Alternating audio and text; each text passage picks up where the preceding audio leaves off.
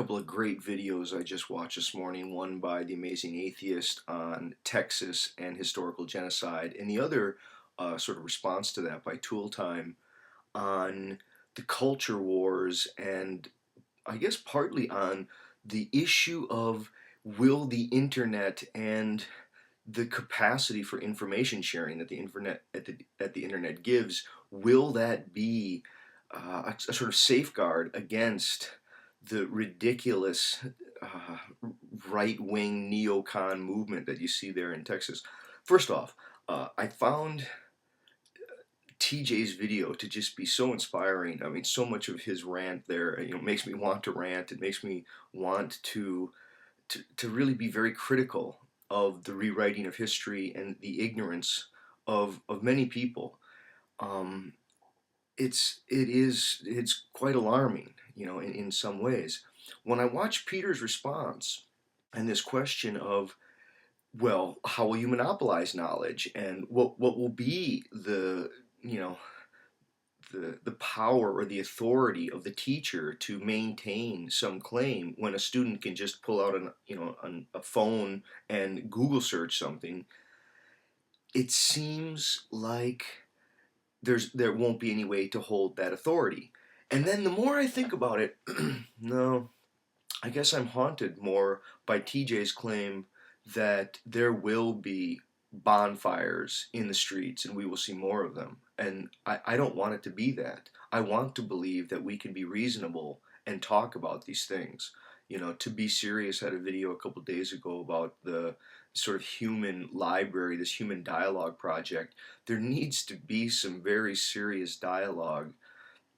Not only do I strongly agree with the claim that the separation of church and state needs to be maintained and that the founding fathers did not intend anything like what has become this, again, neocon, right wing, um, again, like sort of Christian moral attitude in the U.S.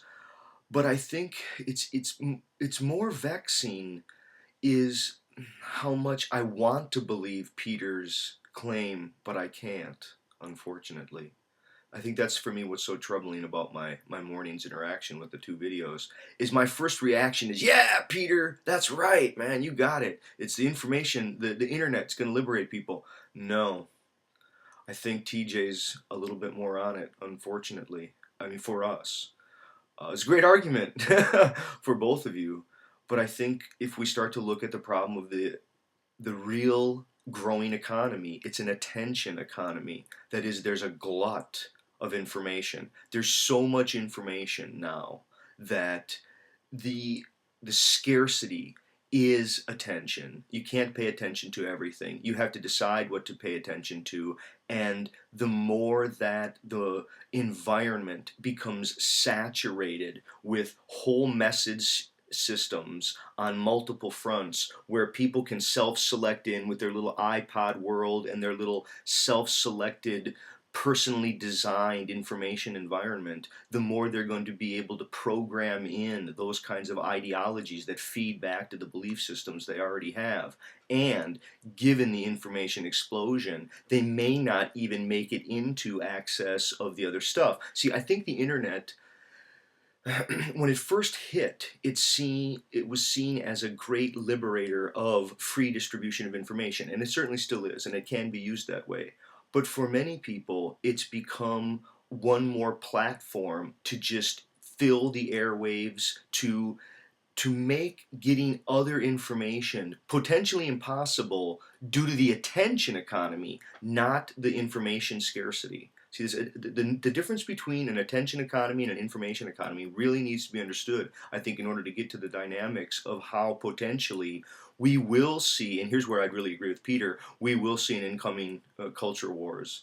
It's quite frightening. I mean, when I think of all of McLuhan's work and his discussion of how, I mean, this is like the argument that McLuhan gives is that, humans emerged out of tribal life and tribal society, and then from that tribal society, they slowly became individuals who formed publics. And this was sort of a process of a collective unconscious slowly becoming reflective and conscious, right? But now it has turned from these individuals and publics into masses of, I guess, electric tribalism. And we're now going backward into a new kind of tribalism, this time into a collective unconscious, but with eyes wide open. Like we can see the onslaught and the rise of what will be grim. You want to see a further argument for some of TJ's claims? Look recently at the US, at the number of states that have now made legal wearing handguns on you, and Texas is among them. When you look at the number of states that are allowing people to now carry handguns, just walk around with a gun on you like it's the old west, it's starting to happen. It's as if the US is going to go, it's going backward, and it's going to bust into pieces of, I guess, clans or I mean, take parts of LA. I mean, LA has become a little microcosm of the rise of territoriality through gang. You know, there's lots of parts in LA where the cops will not go. I mean, it's a very scary area.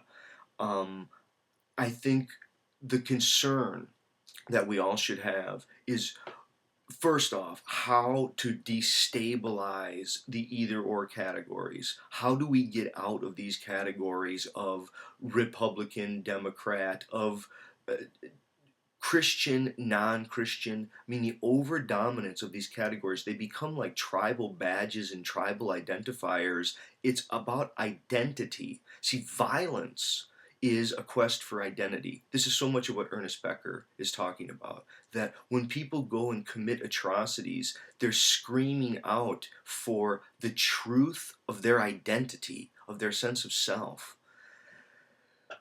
I hope that the information age and that the great promise of the internet is not squashed by people's eagerness to pursue an environment that simply confirms the beliefs they already have. It's becoming more and more possible. It is becoming more and more possible for people to design a world in which other views are being removed from their encounters. This is partly, I'm sure, how Texas is going to do this. Will they fear that other people will, find access online? I think that they do. I think they realize that problem. I think what they hope is that they're going to glut the market with other counter information and go, look, there's other stuff that's out there too. See, you have your opinion, they have theirs. As soon as people start to say that you have your opinions and I have mine, and that's all it is, everyone just has their opinion, the situation is hopeless. It becomes tribal, clan-like, let's just push each other around until the strong ape wins.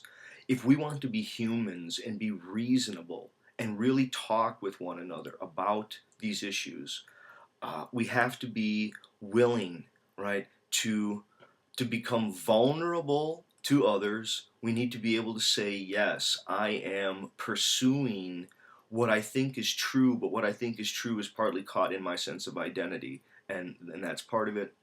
I think we need to really recognize that the information age is a great promise of information and of getting rid of false information, of challenging um, people's claims, but it also has been the greatest source of